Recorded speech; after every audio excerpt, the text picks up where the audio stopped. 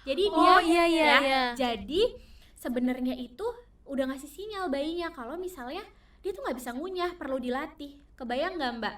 Eh,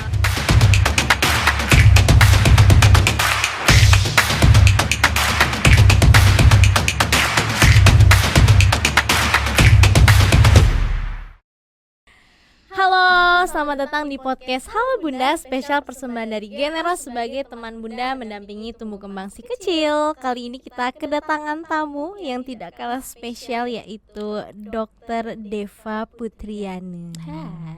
Hai semua, halo bunda-bunda semua yang ada di rumah.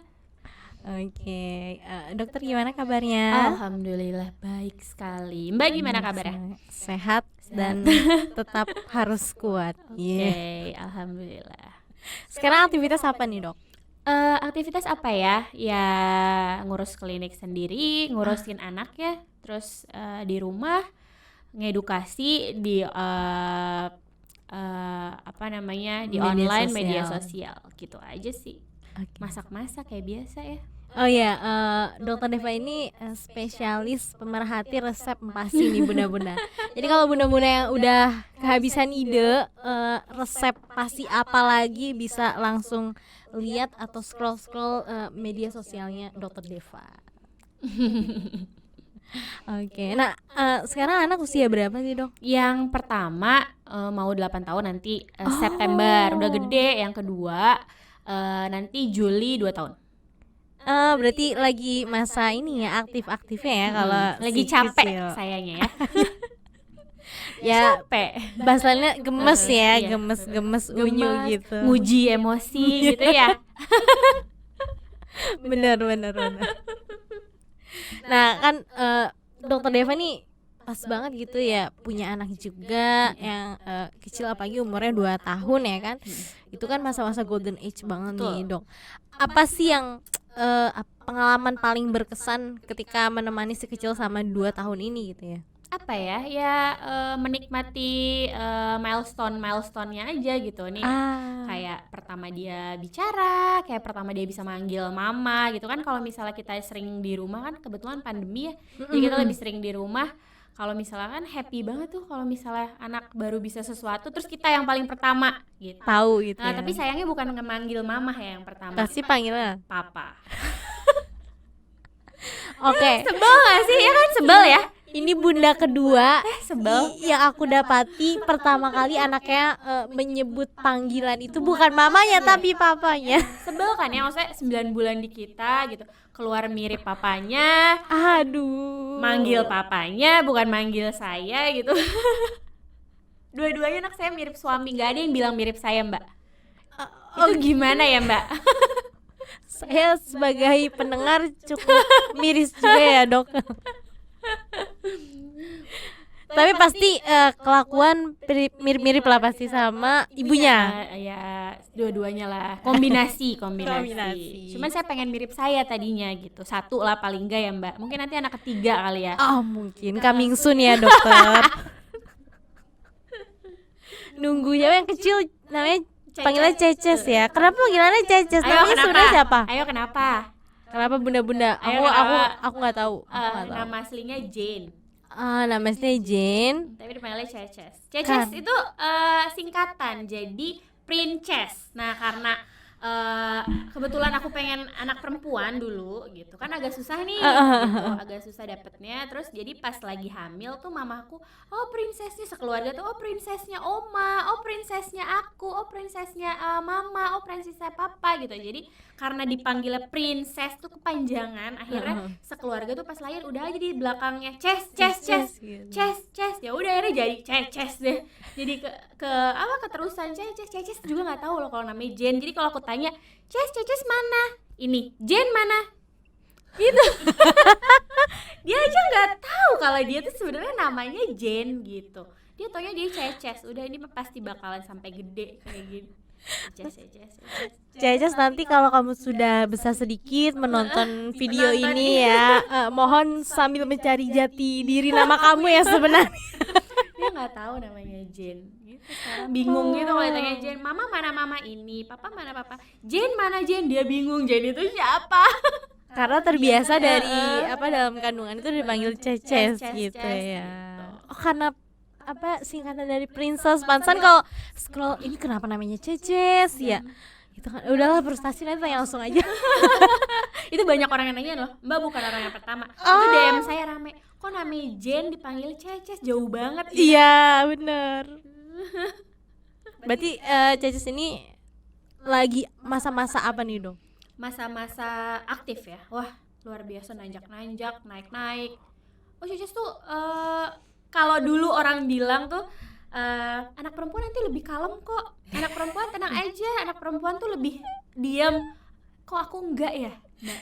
Sama aja kayak anak aku yang pertama, nanjak prosotan. Tuh ada di rumah ada prosotan yang udah naik dari bawah. Dari bawah bukan? Terus ya di rumah tuh kayak ada pagar mainan gitu ya, apa namanya, fancy gitu. Itu dia bisa naik ke situ. Jadi dia masuknya nggak lewat pintu, Tapi manjat. tapi naik ke situ. Terus kalau misalnya saya jauhin gitu ya, saya taruh apa gitu, dia tuh pinter. Jadi dia panjat dulu bangkunya, baru dia ngelangkah ke si fancy itu, loncat ke fancy itu. Wow, sangat mengeksplorasi permainan ya. Dia bisa naik ke jendela juga. Tanpa teralis. Tanpa teralis. Jendela di rumah saya nggak ada teralis, jadi dia naik ke jendela. Gitu. Hebat makanya. Kesit banget kayak cowok.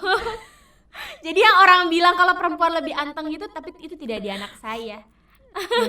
Mungkin beberapa beberapa kasus nih ya, maksudnya kondisi tertentu kalau anak perempuan kalem itu kan seperti mitos ya.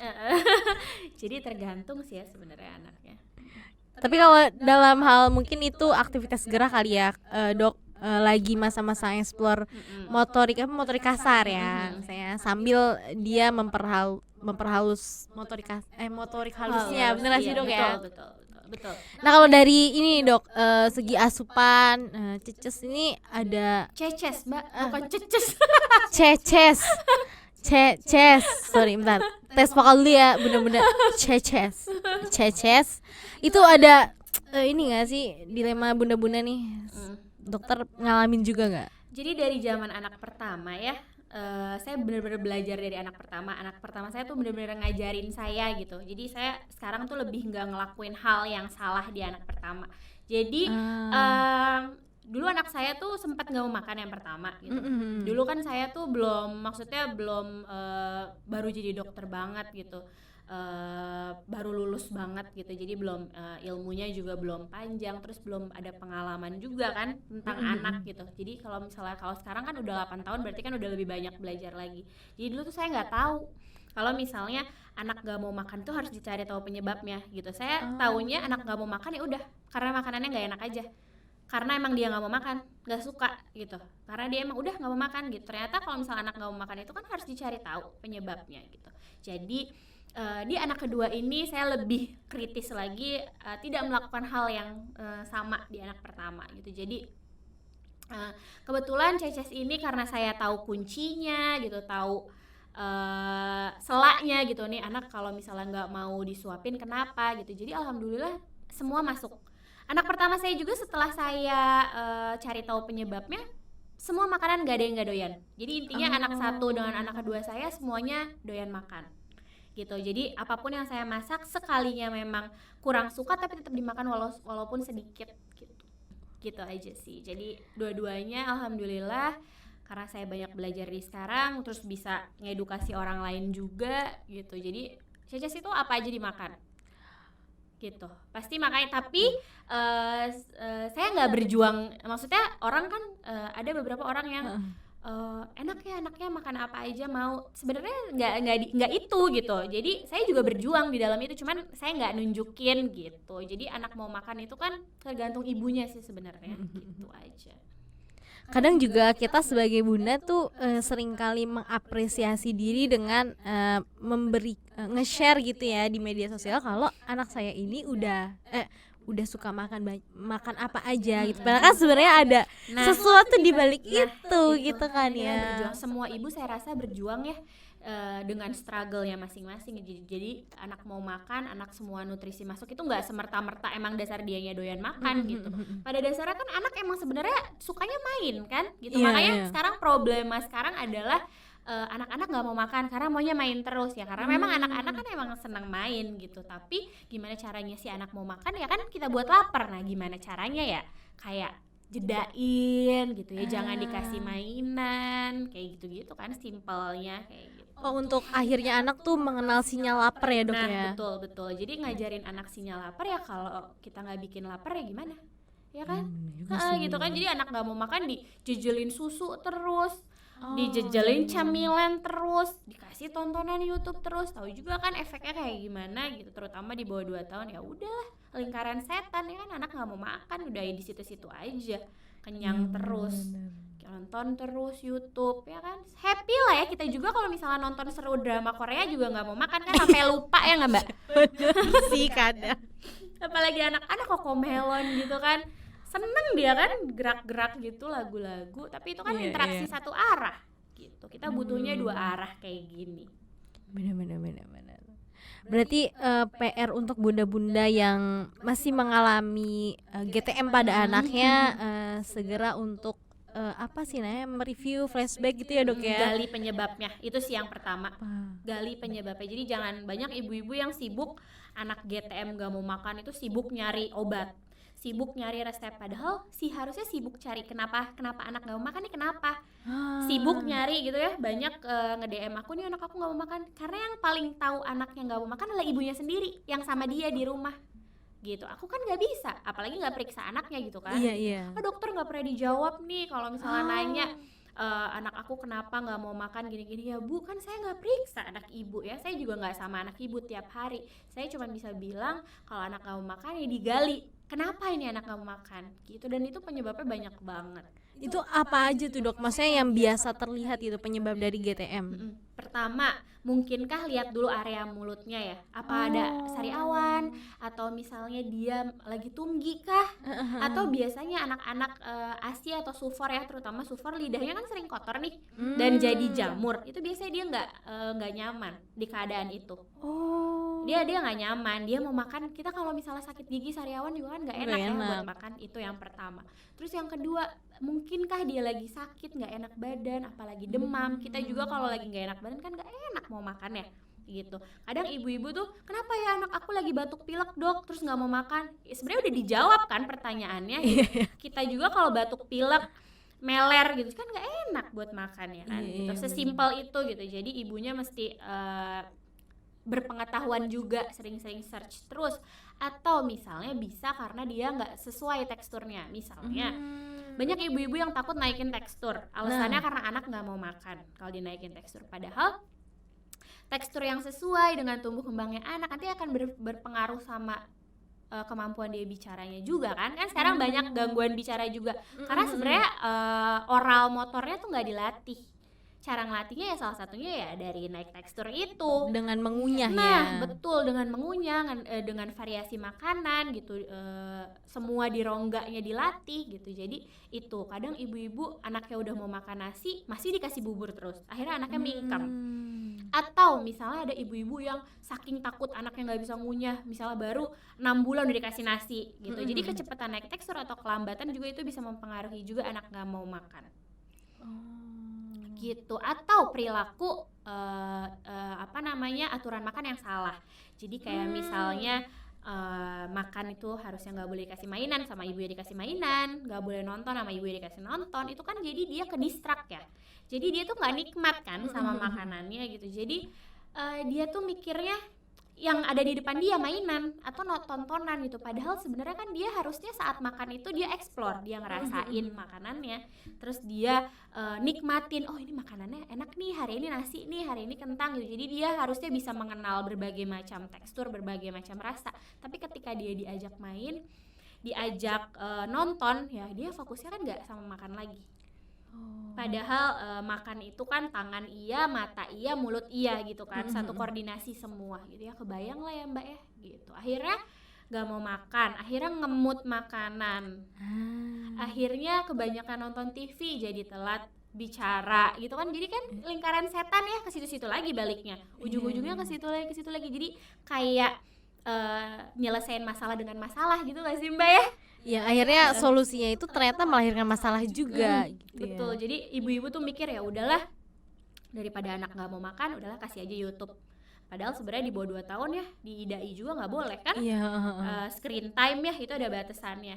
Anak aku aja yang pertama itu masih aku batasin screen time-nya. Jadi masih banyak orang yang kadang gini loh, kayak nanya ke aku tuh gini, Ceces tuh nonton gak sih? Jadi saya ini ngedukasi, saya ngelakuin juga di rumah. Jadi saya bisa ngomong jangan ini, jangan itu, bukan berarti saya nggak ngelakuin ke anak saya. Justru karena saya sudah mengalami ke anak saya udah ngelakuin ke anak saya ngedukasi ya karena saya ngelakuin ke anak saya gitu. Jadi ibu-ibu pikirnya saya hanya ngomong aja gitu, padahal nggak diterapin ke anak gitu. Anak saya yang pertama aja saya batasin screen time-nya gitu, belum dia ngerjain tugas, belum ini, itu saya batasin. Dan dia selalu nanya gitu, saking tertibnya, aku boleh nonton berapa lama gitu. Jadi benar-benar, dan Ceces pun sekarang belum aku kenalin sama kayak gitu-gitu, gak ada niatan juga sih buat kenalin gitu, karena saya di rumah juga maksudnya lebih banyak interaksi aja, lebih banyak main, makanya saya suka beliin mainan banyak nih. Terus mainannya juga mainan yang edukasi ya, yang kayak ngelatih motorik halusnya gitu, juga mainan yang ada layar dan bersuara itu kan sebenarnya termasuk screen time juga gitu. Kayak ada yang nanya, dok yang ada nyanyi-nyanyian tuh yang lagi in tuh sekarang Mbak tau kan, ya Islam gitu ya. Kita nggak ngomongin Islamnya ya, saya tahu banget ya kalau misalnya mau kayak gitu di YouTube juga kan ada. Apa bedanya gitu loh sama YouTube gitu, itu kan sama. Oh dokter ini nih matiin rezeki, yang enggak gitu gitu, nggak ada istilah matiin rezeki ya. Justru saya mau nyelamatin anak-anak gitu, banyak kan sekarang ya yang lagi berjuang untuk nyembuhin karena dia telat ngomong, karena dia nggak bisa bicara gitu, udah 2 tahun nggak ada kata-kata yang terbentuk gitu. Jadi nggak ke arah ngilangin rezeki sih, lebih ke ngedukasi aja.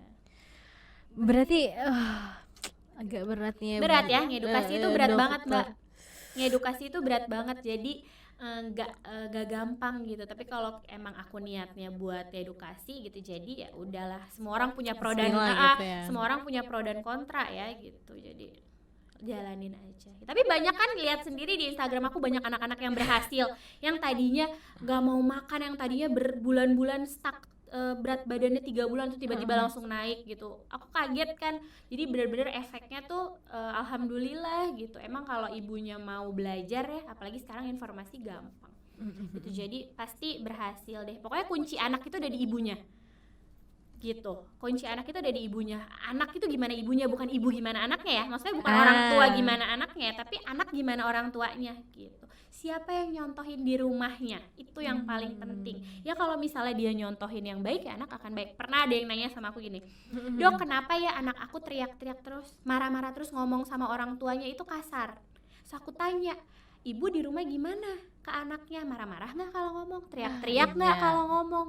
Karena anak tuh niru orang tua, nggak mungkin Mbak. Iya kan, nggak mungkin anak tiba-tiba marah-marah, tiba-tiba teriak-teriak kalau nggak ada yang nyontohin. Ya kan, sama kayak aku kalau ditanya kenapa ya dok anak aku kalau makan sambil lari-lari, siapa yang kenalin makan sambil lari-lari? Ya kan, anak nggak tahu makan sambil lari-lari loh soalnya, kecuali kita yang ngajarin gitu. Jadi semua kunci ada di orang tua. Berarti problem PASI ini akan berkepanjangan ya bunda-bunda. Jadi maksudnya jadi kemana-mana gitu, karena awalnya itu ya dari PASInya ini apakah terjadwal atau enggak gitu kan, terus serius atau enggak, apa naik tahapan atau enggak gitu ya dok ya. Betul. Nah berarti kalau bicara apa feeding rules gitu, itu harus dikenalkan dari anak itu usia berapa sih dok? Oke, feeding rules itu kan aturan makannya. Jadi ya dari sejak MPASI ya. Jadi pertama MPASI ya, gimana kita mau buat anak kita teratur kalau kita nggak atur aturan makan ya gitu. Bahkan kita yang dewasa juga punya aturan makan kan, gitu kan, ya makan siang ya jam berapa gitu kan gitu. Terus kayak misalnya kadang kita telat sarapan pun udah nggak enak kan perut ya, sama anak kecil juga. Jadi kalau ditanya aturan makan sampai kapan ya, kita yang dewasa juga punya adab makan kan sebenarnya. Bener. Jadi ya sejak awal MPASI udah harus atur jadwalnya supaya ngajarin anak disiplin juga gitu. Sinyal lapar yang tadi Mbak bilang juga gitu. Dan ternyata feeding rules itu akhirnya melahirkan karakter disiplin pada anaknya ya Dok ya. Dan sampai akhirnya ke screen time gitu. Terus ketika dia mengerjakan sesuatu itu lebih fokus gitu ya. Nah untuk bunda-bunda yang masih keliru nih Dok, ngajak anak sambil ngajak anak makan sambil jalan-jalan gitu ya. Maksudnya anaknya lari-lari, bundanya nyuapin gitu kan, atau sambil dia nonton gitu terus bundanya nemenin nyuapin gitu. Nah gimana sih baiknya untuk mengurangi hal-hal itu? Oke, jadi sebenarnya kalau anak makan sambil main-main itu kan sebenarnya dikenalin kan sama ibunya gitu. Jadi solusinya ketika misalnya kita lagi ngatur feeding rules tapi anak tuh berontak gitu, misalnya feeding rules itu kan pertama kita makan harus duduk. Adab juga di dalam Islam kan makan harus duduk ya. Terus kenapa harus duduk? Karena penyerapan nutrisi terbaik itu saat duduk. Terus kenapa juga harus duduk? Karena mengurangi resiko tersedak. Ya, aspirasi kalau misalnya ya kita nggak usah anak-anak deh, kita aja kalau makan sambil tiduran kayak ada yang nyangkut gitu kan ya Mbak. Nah, itu sebenarnya. Terus makan selesai nggak selesai, harus selesai 30 menit. Itu ngajarin juga ke anak kalau misalnya ternyata anak tuh kalau udah lebih dari 30 menit fokusnya tuh udah nggak udah teralihkan gitu. Udah berkurang. Terus makanan juga kan kalau lebih dari 30 menit udah nggak enak ya, udah anyep. Nah kalau misalnya kita lebihin dari 30 menit itu resiko ngemut juga. Jadi ada ibu-ibu yang biarin deh mau 2 jam juga jabanin deh, yang penting habis makanannya, yang penting gendut anaknya. Tapi itu sebenarnya nggak kayak gitu. Justru kalau misalnya kita proses makan yang terlalu panjang itu bikin anak malas ngunyah, malas, jadi akhirnya ngemut. Itu penyebab suka ngemut. Nah terus gimana solusinya kalau misalnya anak berontak, baru didudukin Dok, baru 5 suap, terus tiba-tiba nangis nih Dok nih, pengen main-main, diri-diri, loncat-loncat, selesain aja proses makannya. Selesain aja proses makannya, turunin. Atau bisa juga di sounding dulu, ditanya baik-baik. Kenapa? Apa? Nggak suka makanannya? Kenapa? Mau apa? Mau main aja? Mau selesai aja makanannya? Gitu. Jadi ibunya nih sebenarnya dasar dari sukses anak makan, sukses tumbuh kembang adalah ibunya yang sabar. Jadi ibunya yang mengelola emosi. Gitu. Jadi pengelolaan emosi ini dibutuhkan ketika keadaan lagi genting kayak gini. Kalau ibunya emosi pasti anaknya dimarahin. Akhirnya trauma. Benar-benar. Dibentak, ya udah kalau nggak mau makan, ya udah ini itu. Tapi kalau ibunya bisa ngelola emosi, ibunya akan kenapa nggak mau makan. Anak jadi lebih enak gitu, lebih interest nih ke ibunya dibanding sama kamu ini capek-capek dimasakin gitu ya. Kalau ibu yang stres nggak terkelola emosinya, akhirnya anaknya trauma nggak mau makan. Terus kenapa ya Dok anak aku nggak mau makan? Ya karena ibunya nggak sabar gitu. Nah udah turunin, kalau misalnya dia tetap nangis geram-geram, turunin, selesaiin aja proses makannya. Nanti 30 menit atau 1 jam boleh diajak makan lagi. Jangan malah diturunin, ya udahlah sambil suapin. Akhirnya kenalin kan? Jadi dia kenal dong. Oh, jadi dia mikir gini, anak tuh pintar. Jadi dia akan mikir next gini. Ah, udahlah tiap hari aja ngambek supaya diturunin dapat mainan deh. Gitu. Ya kan beda kalau anak yang diturunin di stop makannya. Jadi dia akan mikir, oh berarti kalau misalnya aku nggak mau makan, marah-marah, akhirnya aku nggak dapat makanan, akhirnya aku lapar. Berarti besok-besok aku nggak boleh nih kayak gini supaya aku kenyang, gitu. Jadi ngenalin anak juga, ngenalin sinyal lapar juga, biar anak juga berpikir, gitu. Nggak usah takut, ya Dok, tapi nanti nggak ada makanan yang masuk, nutrisinya kurang, ini. Justru makin diselesain dengan masalah, makin kurang, bukannya makin bener. Sampai kapan mau ngejar-ngejar? Ya capek juga kali ya Mbak ya kita. Iya. Ngejar-ngejar sambil bawa piring gitu kan ya. Ada kemarin yang konsul sama saya, jadi anaknya hanya mau makan saat dia naik odong-odong. Jadi sehari itu 50.000 untuk naik seperti itu aja. Mau sampai kapan kayak gitu, dan anaknya udah setahun.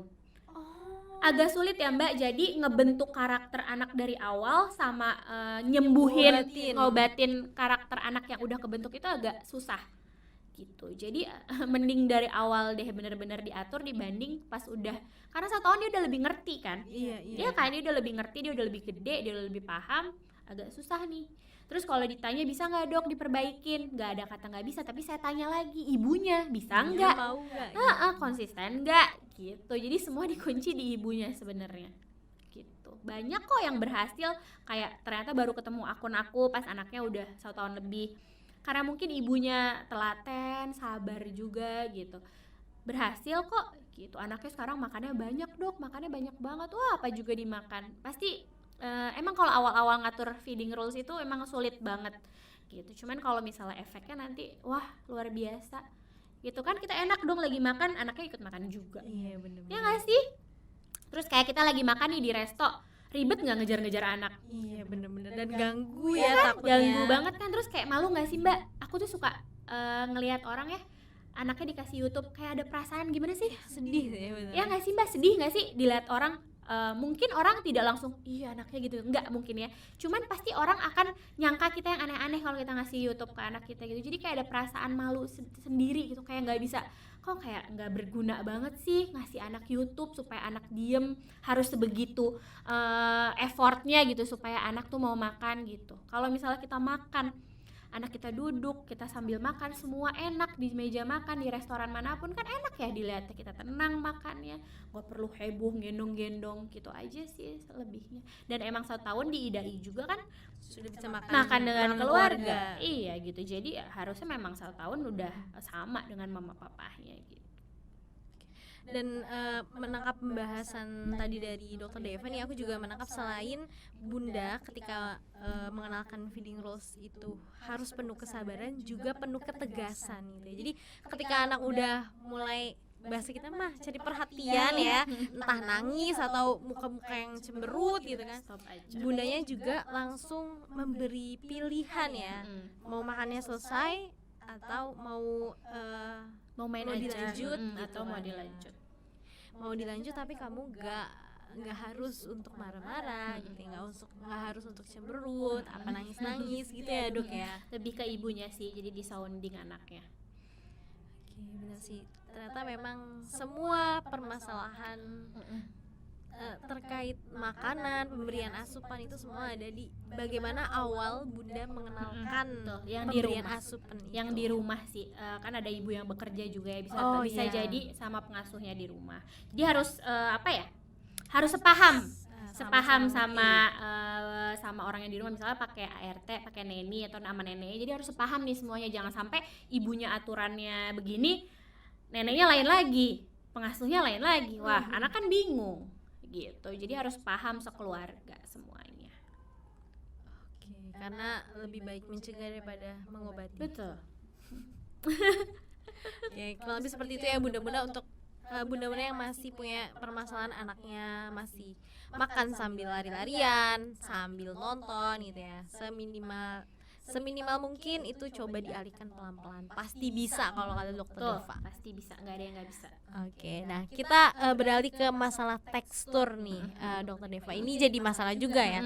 Gimana caranya ningkatin tekstur makanan pada anak gitu. Jadi sebenarnya tekstur ini untuk usia berapa sih gitu kan ya. Itu banyak bunda-bunda yang masih bingung nih untuk menyesuaikan tekstur makanan pada usianya anak. Nah, sebenarnya penjelasannya gimana sih, Dok? Oke, jadi kalau 6 bulan kita tahu ya harus peralihan dari ASI ke MPASI ya. Memang kalau misalnya masih 6 bulan dia tuh masih semua harus dihaluskan. Semua harus lembut, terus sendoknya kalau dibalik itu dia jatuh sendiri. Jadi tidak terlalu encer, tidak juga terlalu kental. Itu di 6 bulan ya. Nah, terus kita boleh naikin tekstur di 7 bulan. Satu tingkat dari si tekstur 6 bulan gitu. Nah, naik tekstur ini juga penting kan tadi apa sih? Jadi stimulasi itu ada 3, motorik kasar, motorik halus, sama oral. Tadi sensori oral. Jadi itu juga harus dilatih. Caranya ya dengan naik tekstur ini. Nah, di 7 bulan kita naikin nih dikit. Tapi dok, anak saya kalau naik tekstur nih hoe. Biasanya kan sebutannya hoe gitu. Padahal itu sebenarnya gag refleks kan. Jadi itu tuh normal. Jadi dia tuh gag refleks tuh usaha bayi untuk mengeluarkan makanannya gitu, bukan keselak yang sampai biru, itu beda. Saya takut dok anak saya keselak sampai biru. Tenang aja, bayi juga hebat kok, asal kita tetap dampingin gitu. Jadi banyak yang kesulitan, banyak yang takut karena hoe, udahlah balikin lagi aja, padahal sebenarnya nggak gitu. Jadi caranya supaya sukses naik tekstur itu adalah, misalnya pagi kita buat tekstur yang lama, nanti makan siang kita buat tekstur yang baru. Nanti misalnya nih pagi dicoba tekstur lama siang dicoba tekstur baru, nggak mau, dia nggak mau makan, hanya sedikit, ya udah sore balikin dulu tekstur yang awal. Nanti besok kayak gitu lagi, terus kayak gitu sampai dia adaptasi ke tekstur yang baru. Terus gimana dok cara bikin teksturnya? Gampang. Misalnya di 6 bulan kan semua di blender nih atau semua disaring. Ya udah pas 7 bulan 75%-nya tetap dihaluskan, 25%-nya sedikitnya campur. Kayak gitu aja. Atau kalau misalnya dok saya ribet aja saring-saring pakai blender, ya udah naikin aja 1 tingkat. Jadi jangan terlalu halus banget gitu. Gampang kok kalau pakai blender juga. Gitu aja sih simpelnya. Terus aja kayak gitu sampai dia adaptasi dengan tekstur barunya. Udah gitu. Terus kalau dok kalau sakit boleh nggak sih turun tekstur? Kita juga kalau sakit kan pengennya bubur ya. Iya. Nggak apa-apa turunin tekstur aja, tapi tetap kenalin tekstur yang lama. Jangan sampai dia jadi lupa dan terlena dengan tekstur yang yang lama gitu. Jadi tetap tekstur yang seusianya tetap dikenalin gitu. Biasanya kalau anak udah pakem sama tekstur baru, walaupun kita pakai tekstur lama juga dia pasti balik mau lagi gitu ke tekstur yang baru gitu, tekstur yang sesuai usianya gitu. Terus nggak boleh menunda naikin tekstur karena itu bikin gangguan makan berkepanjangan, bukannya makin iya ya udah dok yang penting anak saya mau makan meski makan bubur. Ketika 1 tahun kalori bubur sama kalori nasi itu jelas beda ya. Mau seberapa ngejar kita untuk ngejar nasi gitu, mau makan bubur sebanyak apa gitu loh untuk ngejar kalori yang dibutuhin si anak gitu. Terus 1 tahun makannya bubur terus agak repot ya kemana-mana ya kan, di rumah ibunya harus bikin bubur terus gitu. Terus kalau makan bubur terus atau ada juga ibu-ibu dok kalau nggak mau jadi harus disodok pakai air, pasti sering denger. Jadi dia itu mau makan kalau sambil dikasih air putih. Jadi jadi sebenarnya itu udah ngasih sinyal bayinya kalau misalnya dia tuh nggak bisa ngunyah, perlu dilatih. Kebayang nggak mbak? Kita makan disodokin sama air terus, akhirnya kan nggak kelatih kan si oromotornya, ya gangguan oromotor lah, dia nggak berusaha untuk ngunyah, nggak terlatih, ya kan, jadinya ya udah makannya lembut-lembut aja terus gitu. Jadi nggak bener juga kalau misalnya disodokin sama air terus, jadi dia nggak belajar untuk ngunyah gitu. Padahal sebenarnya niat disodok air itu untuk memudahkan anak dalam mencerna ya, tapi ternyata itu malah memicu gangguan oromotor karena kurangnya dilatih. Terus ingat air putih itu kalorinya 0, nggak ada gizinya, tapi bikin kenyang. Orang dewasa kalau diet pakai apa? Air putih. Nah kebayang kalau misalnya anak terus-terusan disodokin sama air putih, akhirnya makanan utamanya nggak kemakan karena dia kenyang, nutrisinya yang masuk nggak sesuai, nggak maksimal, kekenyangan air putih, ya kan? Itu sih simpelnya kayak gitu. Jadi latihlah gitu dari 6-12 bulan adalah masa kritis dimana tekstur harus dilatih, rasa juga harus semuanya dia cobain, bervariasi, jangan itu aja supaya anak-anak juga nggak pilih-pilih makanan gitu, supaya oromotornya kelatih dengan baik gitu. Kalau misalnya udah gangguan oromotor ya mau nggak mau diterapi kan ya, gitu. Terus nanti kalau misalnya udah gangguan oromotor efeknya itu bisa ke picky eater, bisa ke terlambatan bicara, speech delay gitu, dan masih banyak lagi gitu. Masih itu akan menyebabkan banyak hal. Jadi dari awal harus, berarti bunda-bunda tuh harus benar-benar mempersiapkan PASI ya dok ya. Kelihatannya kayak tinggal anak MPASI gitu, gampangan, tapi sebenarnya yang kita hadepin tuh banyak banget. Jadi MPASI tuh nggak hanya selalu tentang yang penting anakku masuk makanan, enggak. Tapi di dalam MPASI itu banyak yang harus kita gapai. Kayak tadi, gimana cara anak kita bisa ngunyah, gimana bonding kita sama orang tua gitu kan, gimana nutrisi yang masuk juga sesuai atau enggak gitu, gimana ngelatih dia fokus juga gitu. Jadi banyak banget yang harus dikejar di MPASI, nggak cuman yang penting anakku mau makan, gimana nanti gitu, enggak kayak gitu. Berarti itu pembahasan itu akhirnya dapat kita simpulkan bahwa nutrisi dan stimulasi itu benar-benar berdampingan ya dok betul. ya. Satu lagi imunisasi jangan lupa. Dan imunisasi. Jadi tumbuh kembang yang optimal itu nggak bisa hanya satu saja. Misalnya hanya nutrisinya saja nih yang bagus, nggak bisa. Tapi ibunya nggak mau stimulasi, ibunya kurang stimulasi, nggak bisa. Jadi nutrisi, stimulasi sama satu imunisasi. Kenapa imunisasi juga? Kenapa? Karena kalau misalnya nggak diimunisasi, apalagi di pandemi kayak gini ya, di dalam keadaan yang lagi kayak gini ya, anak akan terus sakit-sakitan. Ya, kalau misalnya anak sakit-sakitan, infeksi terus menerus, akhirnya kebutuhan kalorinya meningkat, asupannya akhirnya meningkat juga, nggak cukup. Makanya kenapa rata-rata anak yang sakit-sakitan berat badannya jarang naik, turun, bahkan turun. Nah itu kebayang nggak kalau misalnya tiap bulan dia sakit?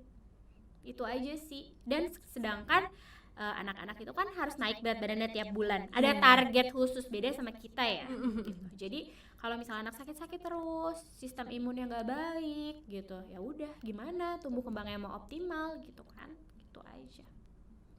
Nah, ngomong pasti nih dok, pasti kan ada kebutuhan asupan harian, ya kan? Maksudnya asupan yang harus dipenuhi setiap harinya untuk anak itu apa saja gitu. Nah, gimana untuk penambahan asupan gitu? Apakah diperbolehkan atau dilarang misalnya, atau ada larangan gitu? Nah sebenarnya gimana sih cara yang baik gitu memperhatikan apakah anakku harus diberi asupan tambahan atau tidak? Oke, jadi apa aja nutrisi yang penting untuk anak yang kita tahu ya, kalau MPASI itu menu lengkap ya ada karbohidratnya, terus ada protein hewaninya itu yang utama ya, yang penting untuk tumbuh kembang, untuk perkembangan otak juga, sumber lemaknya kayak minyak, santan-santanan itu juga nggak hanya untuk berat badan tapi untuk otak dan tumbuh kembangnya juga.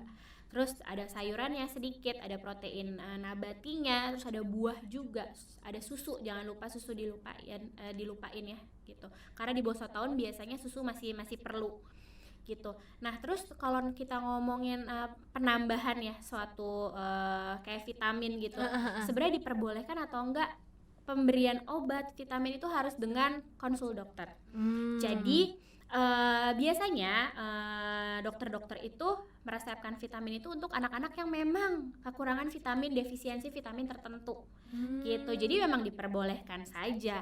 Tapi kenapa nih anaknya nih? Kenapa? Tapi kalau misalnya anaknya tidak ada gangguan apa-apa, makannya oke, gak kenapa-napa anaknya, saya rasa cukup dari makanan ya gitu. Kecuali kalau anaknya terindikasi tertentu ya, kayak misalnya susah makan, terus defisiensi vitamin tertentu gitu, ada gangguan misalnya kenapa gitu, ya harus konsul dokter. Nanti biasanya dokter sih ngeresepin apa yang dibutuhin sama anak. Balik lagi, dokternya juga harus meriksa dulu. Jadi nggak bisa nih ibu-ibu, oh ini langsung udahlah kata orang pakai ini, kata orang pakai itu, udahlah beli aja di apotik lah, yang penting ini tuh langsung minumin. Akhirnya kelebihan vitamin, kekurangan vitamin nggak baik, kelebihan vitamin juga nggak baik gitu. Jadi semua ada kadarnya, semua ada aturannya gitu sih kalau menurut aku.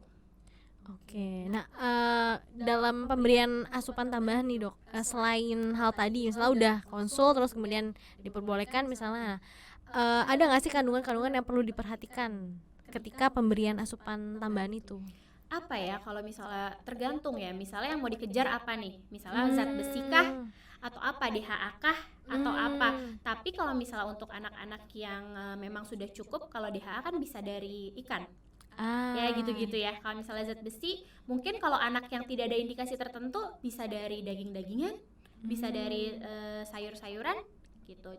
Tapi beda sama anak yang memang kurang ya. Misalnya kalau untuk tumbuh kembang biasanya sih yang penting itu kayak zat besi, DHA, kayak gitu-gitu.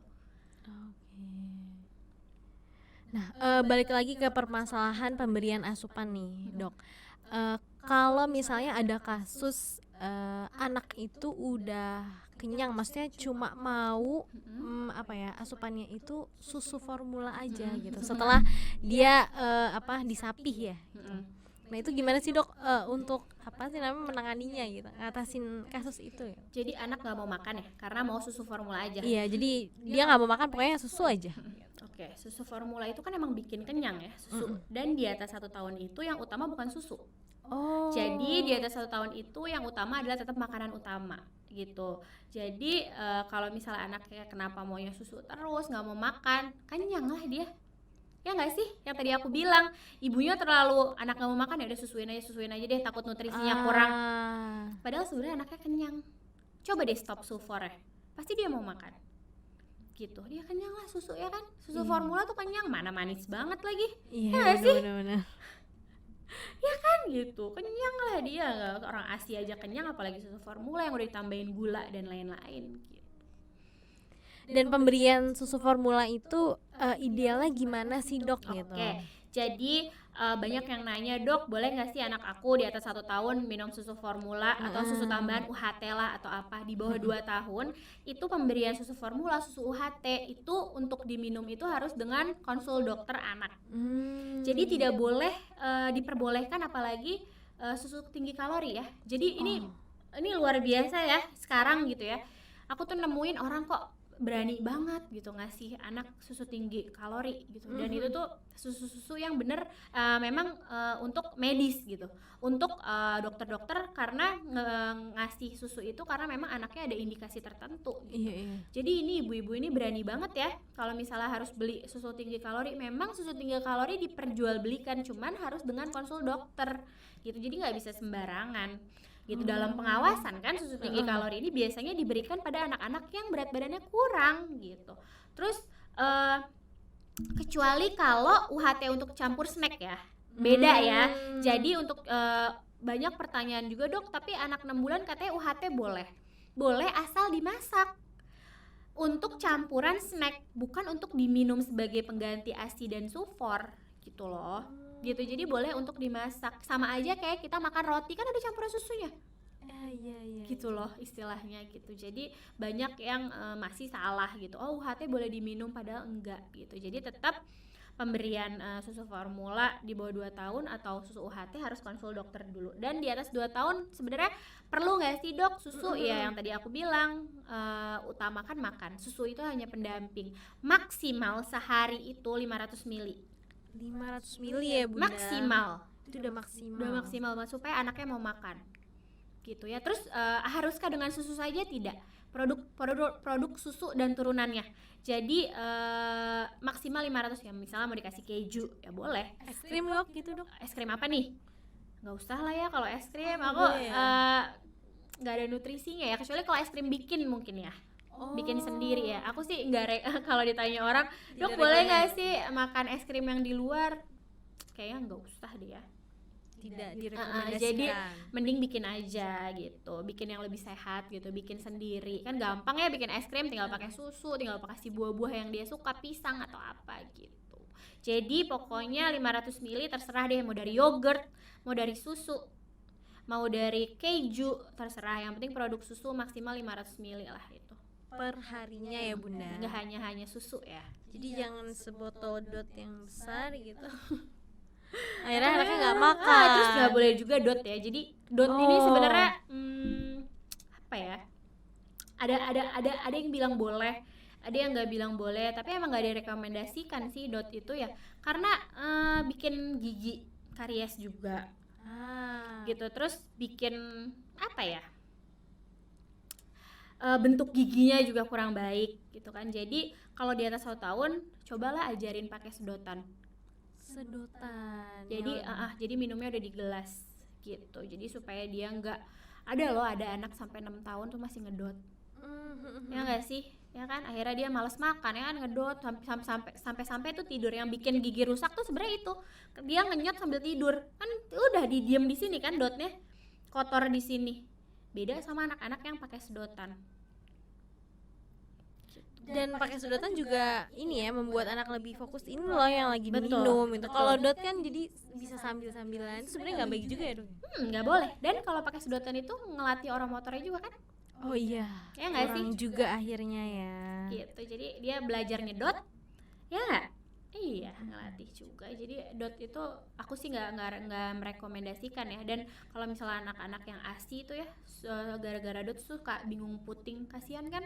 Yang akhirnya bisa DBF langsung karena ibunya kerja dikasih dot, salah pemberian dot, akhirnya jadi nggak mau DBF lagi, padahal medianya banyak selain DOT untuk yang ibu-ibu baru lahiran gitu, pakai pipet, pakai cup feeder gitu kan, banyak kan gitu. Jadi nggak harus selalu pakai DOT. DOT itu sebenarnya banyak orang yang bilang biar gampang aja deh gitu. Akhirnya cari jalan cepat sih, Cari sebenarnya, jalan cepat Dok, ya. sebenarnya banyak jalan menuju Roma gitu istilahnya.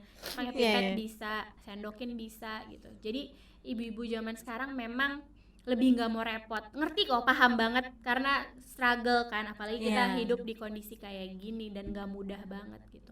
Kalau misalnya mau pakai DOT tapi anaknya tetap DBF sih nggak masalah menurutku ya. Cuman ini kebanyakan gagal DBF gara-gara DOT itu. Jadi sayang aja menurutku. Nah kalau misalnya untuk bunda-bunda yang udah terlanjur kasih DOT ke anak nih, itu pelan-pelan diminimalisir gimana caranya tuh, Dok? Lepas DOT-nya, ajarin sedotan. Langsung lepas gitu? Pas 1 tahun ya. Setelah 1 tahun. Jadi pokoknya maksimal pakai DOT itu sampai 1 tahun deh. Dikasih deh boleh. Tapi setelah 1 tahun coba ajarin, jangan langsung dilepas. Jadi ajarin pakai sedotan. Mulai tidurnya juga jangan didotin gitu. Jadi gimana caranya supaya anak tidur nggak mau ngedot? Kenyangin dulu perutnya. Ya nggak sih, anak kalau misalnya udah kenyang ya masih mau ngedot juga gitu kan. Jadi asupannya dikenyangin dulu supaya anak tuh tidur nggak mentil. Mentil itu kan nggak hanya sama ibunya, tapi kan sama dot juga bisa gitu. Jadi coba pelan-pelan gitu. Oke. Ini jadi catatan untuk bunda-bunda ya, yang sudah terlanjur keliru misalnya beberapa hal yang tadi sudah dibahas gitu. Terus kalau yang misalnya nih dok tiba-tiba pas dikasih DOT dia jadi nggak mau DBF lagi gitu, segera ke konselor laktasi untuk memperbaiki bingung puting dia itu bisa gitu. Jadi cepet-cepet ke konselor laktasi, asal jangan dipakai lagi DOT-nya. Nanti kalau misalnya udah bener dia udah mau DBF lagi dipakai lagi DOT-nya, sama aja. Terus Mbak, DOT itu tuh juga gini loh, kalau misalnya kita menghisap dari ASI ibunya, itu kan dia akan butuh effort untuk ngenyot ya. Jadi dia tuh tenaga dia harus dikerahkan, bahkan sampai keringetan. Tapi kalau dia pakai DOT dia nggak butuh itu. Jadi asupannya kayak nggak terkontrol. Kalau misalnya kita anak ngisap di kita kan mau di stop juga dia bisa sendiri langsung stop. Ya nggak sih, dia bisa ngatur seberapa banyak yang dia butuhkan. Tapi kalau DOT dia kan nggak bisa, dibikinin sama ibunya 200 ml juga dihabisin saya rasa. Nah itu juga yang bikin kenapa ibu selalu beranggapan anaknya nggak kenyang. Ngerti nggak maksudnya? Dok kalau disusuin tuh nangis terus, kayaknya ASI saya sedikit deh, tapi kalau pakai DOT itu 200 ml habis. Ngerti nggak Mbak maksud aku? Iya. Itu gitu. Jadi akhirnya jadi ibunya bingung. Nah ibunya ke mindset, wah ASI aku ternyata nggak cukup, udahlah sambung aja sama Sufor. Padahal nggak kayak gitu, banyak kegagalan ASI yang kayak gitu. Jadi begitu disusuin nangis terus, kok lapar mulu ya dok ya, mau lagi. Akhirnya saya kasih Sufor deh di DOT, abis 200 ml. Berarti dia lapar ya dok ya, padahal nggak kayak gitu. Gitu. Itu juga bisa ini ya dok, menyebabkan kekeliruan bunda yang ASInya sedikit, padahal belum tentu. Padahal ASInya nggak sedikit, memang anaknya aja pengen nyaman sama ibunya nenen gitu kan. Misalnya anak nangis, anak mau nenen terus tuh kan bukan karena lapar aja, tapi pengen ya nggak sih. Jadi apa sih ya, butuh konseling ya. Jadi ibu-ibu nih harus lahiran di tempat yang benar-benar pro ASI gitu ya, memberikan edukasi yang kondusif gitu ya. Jadi harus benar-benar pilih sama siapa dia lahiran, karena itu nentuin juga gitu. Jangan sampai nggak pro ASI nih, jadi udahlah kasih aja Sufor gitu. Jadi harus diedukasi juga kalau anak nangis itu nggak melulu tentang kenyang, ya kan. Anak nangis itu nggak selalu dia pengen nyusu gitu, mungkin popoknya nggak nyaman, mungkin basah, atau mungkin kepanasan, atau mungkin kedinginan, atau pengen dipeluk gitu kan ya. Jadi kadang ibu-ibu nangis kenyang lapar mulu gitu, jadi nggak segitu gitu. Dan bunda-bunda juga perlu memahami bahasa tangisan bayi gitu ya. Gak lama kok bunda, cuma 8 bulanan ya dok ya. Kebayang kan nangis susuin ya gimana ya, Padahal sebenarnya dia pengen diajak main kali, diajak ngobrol. Diajak ngobrol. Iya, jangan bayi suruh tidur terus ya. Iya bener. Aduh, aku capek emang. Semua ibu saya rasa nggak ada yang nggak capek deh di dunia ini. Ya kan, kalau misalnya kita udah mutusin untuk jadi ibu, ya berarti kita udah harus terima resiko.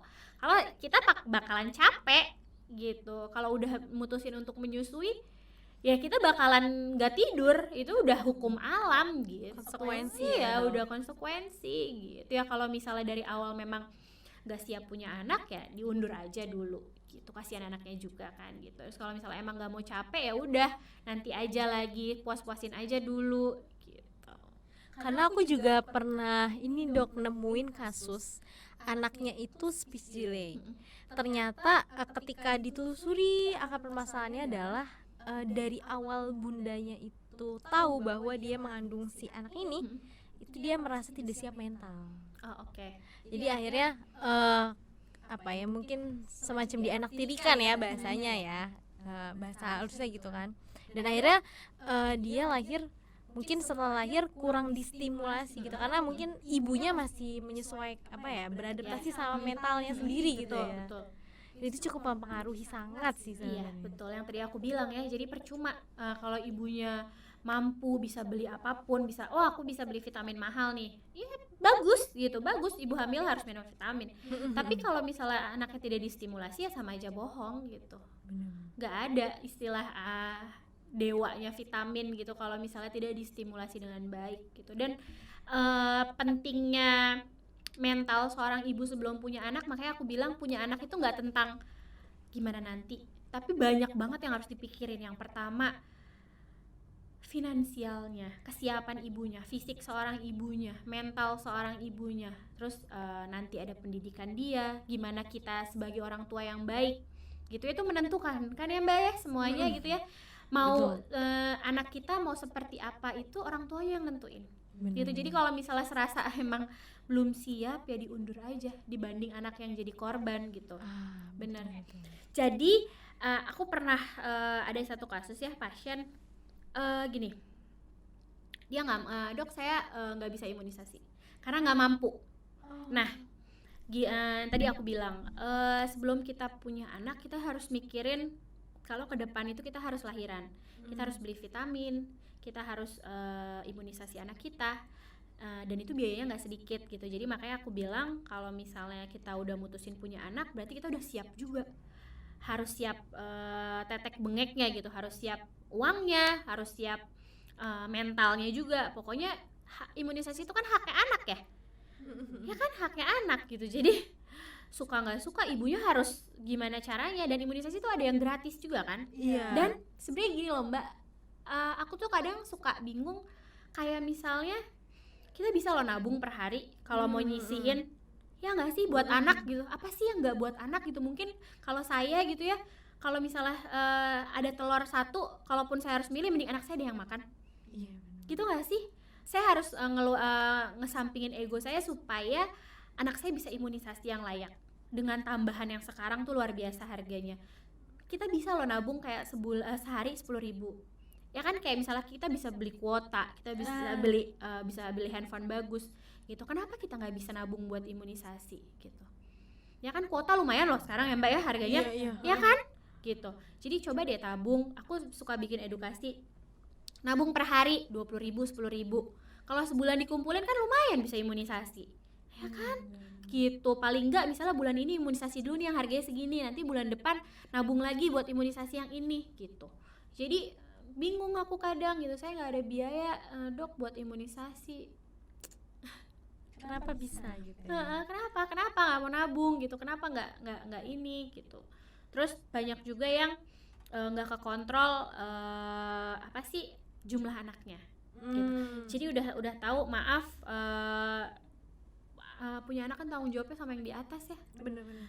Jadi nggak asal bikin anak banyak gitu. Oh banyak anak banyak rezeki, itu orang dulu banget. Iya memang banyak rezeki, tapi yang dipikirin tuh banyak. Bener-bener. Gimana caranya nih, mampu nggak nih kita ntar nyokolahin? Bukan gimana ntar juga datang sendiri rezekinya, nggak Iya, bisa, bener-bener. nggak bisa gitu. Harus diupayakan. Rezeki juga nggak akan datang sendiri kalau kita nggak usaha gitu. Jadi harus dipikirin, jarakin, karena ngejaga mental ibunya juga. Abis lahiran kan biasanya ibunya butuh penyesuaian gitu. Jadi nggak habis baru juga lahiran suaminya udah kayak kita buat lagi gitu. Terus menjaga jarak juga nanti ada hubungannya sama stimulus yang baik. Jadi ibunya lebih maksimal stimulasiin anaknya, ngejaga nutrisinya, jadi lebih kepegang gitu anaknya dibanding sama yang jaraknya 1 tahun 1 tahun. Ibunya stres nggak sih, ya kan? Terus anak juga ngerasa kayak terbagi gitu, belum puas gitu. Jadi dijaga jarak juga penting gitu untuk tumbuh kembang, untuk ibunya, untuk orang tuanya. Berarti sebenarnya untuk memberi jarak dari anak pertama, anak kedua, kemudian anak seterusnya itu ternyata bukan hanya untuk apa sih namanya pengaturan apa finansial aja, tapi untuk anaknya sendiri bagaimana akhirnya ibunya bisa fokus untuk memaksimalkan tumbuh kembang setiap anak gitu. Karena kan akhirnya bingung ya dok, ini anak setahun belum kelar, aduh apalagi tiba-tiba harusnya udah ngurusin anak yang lain gitu kan. Terus belum selesai diasiin juga kan? Iya. Udah harus disapi. Mending kalau ada beberapa kondisi ibu yang lagi hamil nggak boleh nyusuin. Jadi akhirnya disapih, anaknya nggak maksimal kan. Sedangkan kita tahu ASI itu bisa mencegah stunting, terbaik, nutrisi terbaik. Terus belum misalnya lagi senang-senangnya MPASI udah harus ada bayi. Iya. Jadi anaknya tuh gini loh, kayak anaknya tuh cari perhatian, nggak mau makan. Ya kan biasanya gitu kan, anak tuh pinter banget loh kalau misalnya ada yang bikin cemburu nggak mau makan. Akhirnya ibunya lebih ke anaknya, udah nggak keurus. Jadi lebih baik maksimalin dulu nih 2 tahun lebih lah, nanti pas udah 3 tahun baru mau hamil lagi boleh. Dan yang relatifnya juga kalau SC atau yang normal juga 2 tahun kan jaraknya. Jadi selesaiin dulu ASINya, maksudnya prioritasin dulu selesaikan dulu kewajibannya, maksimalin dulu. Kalau ngomong ke pasien saya, anak itu udah bisa mandiri banget itu ketika dia 4 atau 5 tahun. Dia udah mulai ngerti, dia udah bisa mandi sendiri, dia udah bisa apa-apa sendiri. Jadi dia lebih bisa nerima adeknya dibanding yang 1 tahun 2 tahun. Wah, bisa jadi berantem nanti berdua ya kan. Akhirnya kalau udah besar kadang suka kenapa sih dia lahir gitu kan, kadang ada tuh ya. Nah, tapi kalau ibunya bisa berjanji untuk adil dan emang bisa dua-duanya kepegang gitu ya, itu mah silahkan saja ya. Cuman kalau banyak pengalaman saya, ada banyak dari pasien-pasien saya nggak ada yang bisa kayak gitu. Pasti kalau adanya lahir ya yang utama ya pasti yang bayi. Iya benar. Ya nggak sih, pasti yang bayi, pasti terbagi, pasti nggak seoptimal kalau kita ngurus yang cuman satu. Aku aja ya sekarang ya mbak, jujur anak aku yang pertama udah 8 tahun aja masih suka iri loh, sedih banget. Iya loh mbak, itu yang udah 8 tahun ya, gimana yang masih tahun 2 tahun gitu. Jadi dia aja masih kayak dia suka bilang gini, sedih banget gini, kenapa sih Ceces terus yang dipeluk, kenapa sih Ceces terus yang disuapin. Jadi dia ini pemikiran 8 tahun aja masih mikir kalau sayang itu hanya peluk dan suapin. Ya apalagi anak yang di bawah itu. Jadi dia nih nggak tahu sebenarnya yang dimaksud sayang itu kan nggak harus. Jadi aku berusaha ngejelasin ke dia tuh kalau bang, sayang itu nggak harus hanya peluk, cium. Sayang itu nggak kayak gitu. Sayang itu adalah mami sekolahin abang di tempat yang bagus, mami ajak abang liburan jalan-jalan, itu termasuk sayang. Mami buatin abang makanan kesukaan, itu termasuk mami sayang ke abang gitu. Jadi kalau mami gendong Ceces, mami nyuapin Ceces itu karena Ceces masih kecil, dia belum bisa kayak abang. Itu harus dijelasin. Itu anak 8 tahun loh mbak, gimana anak di bawah umur itu, ya nggak sih? Udah dia nggak ngerti ini perasaan apa, apalagi kemudian perasaannya nggak terpenuhi gitu ya. Dan dia harus berusaha ngerti itu. Gitu, itu nggak bisa, sulit banget. Aku bener-bener deh, jadi aku pikir ya Allah, udah segini jarak jauhnya aja dia masih begini, masih gitu. mempertanyakan kasih sayang orang tua gitu. Iya gitu. Terus aku mau dong digendong, itu kan kelihatan banget mbak cemburunya gitu.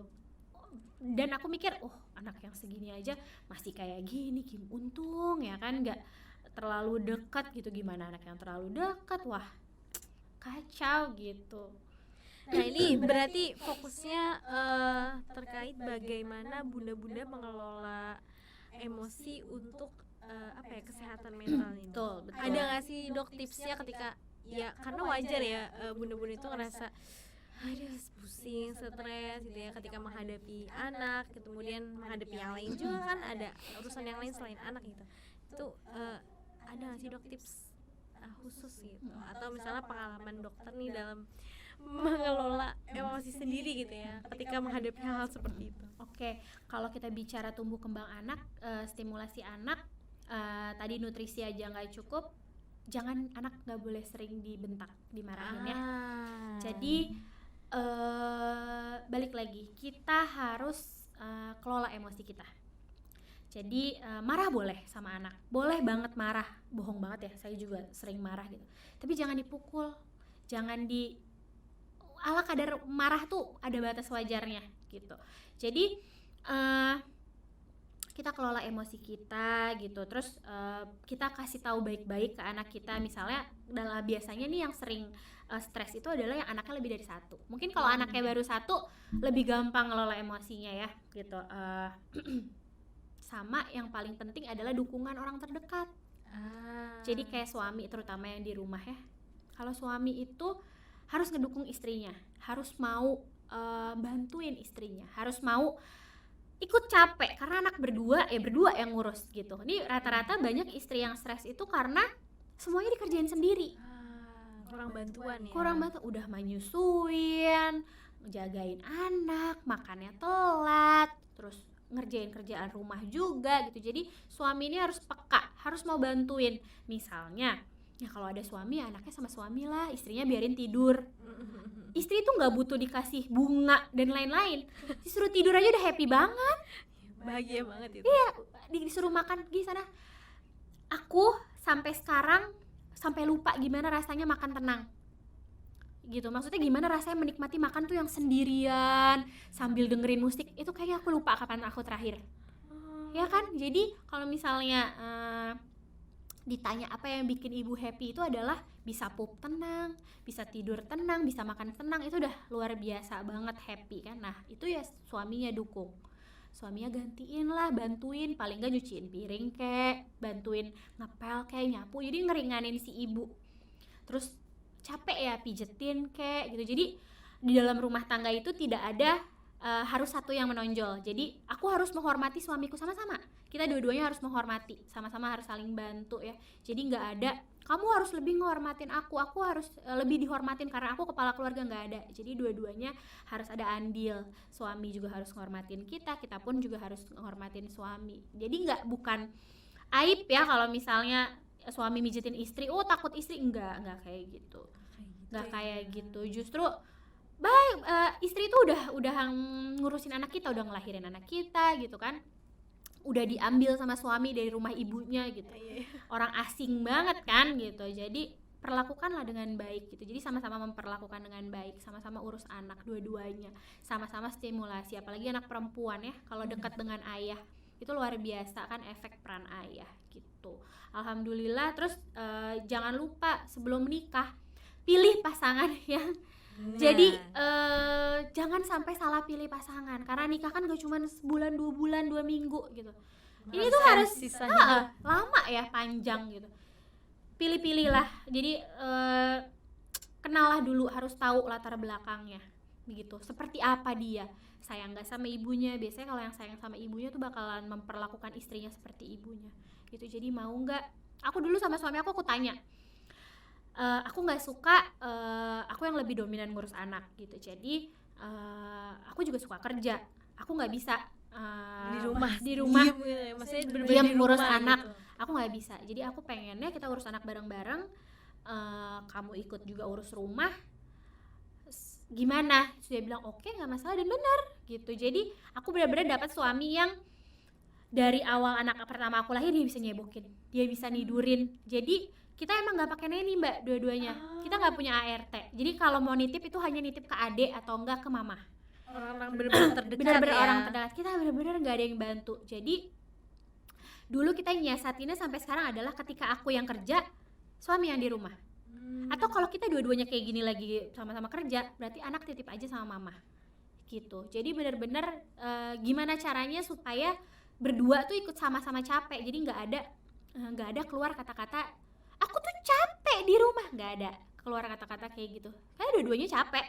dua-duanya sama-sama capek gitu. Jadi anak tuh kayak sekarang tuh lebih kelihatan loh Mbak, yang bener-bener diurus sama anaknya tuh sama yang diurus sama orang lain tuh kelihatan banget gitu. Suamiku bener-bener mau susah gitu, jadi kita mau berjuang sama-sama gitu sih. Jadi pinter-pinter yang belum nikah, mungkin di sini nanti ada yang nonton yang belum nikah, jadi pilih-pilih lah pasangan gitu ya, jangan asal-asal yang penting cepet nikah nih, dikejar waktu gitu kan.